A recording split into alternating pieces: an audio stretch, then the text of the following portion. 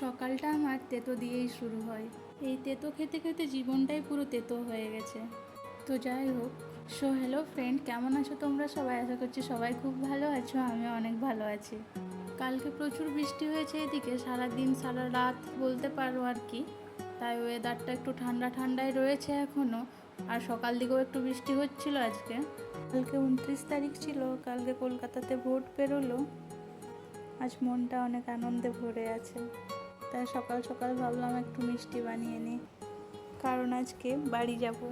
আর কেন বাড়ি যাব সেটা তোমাদের অন্য ভিডিওতে বলবো। অনেক দিন থেকে একটা সুজি প্যাকেট রাখা ছিল বাড়িতে, তাই ভাবলাম আজকে চলো একটা কিছু বানিয়েই নেওয়া যাক। তাই একদম সহজ পদ্ধতিতে একটা মিষ্টি বানিয়ে নিলাম। মিষ্টিগুলো দেখতেও যেমন সুন্দর হয়েছে, খেতেও সেরকম হয়েছে। তেমন কিছু দিনই, এর মধ্যে একটু জল আর একটু চিনি দিয়েই করেছি সুজিটা। ঠান্ডা হয়ে যাওয়ার পর একটু থালাতে নিয়ে হালকা করে কেটে দিলাম চৌকো চৌকো করে মিষ্টির আকারে। আর বাড়িতে কিছু ড্রাই ফ্রুটস রাখা ছিল, সেগুলো দিয়েই প্রেজেন্ট করলাম আমার সকাল সকাল সুজির মিষ্টি। আমার বর দেখে তো অবাক, তুমি সকালেই মিষ্টি কোথায় পেলে? ও তো ঘুম থেকে উঠেই জিজ্ঞেস করছে, সকাল সকাল মিষ্টি কে দিল তোমায়?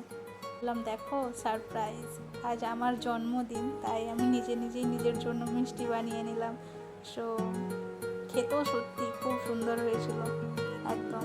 তো চলো আজকের ভিডিওটা এখানেই শেষ করছি। তোমরা সবাই ভালো থেকো, সুস্থ থেকো, টাটা।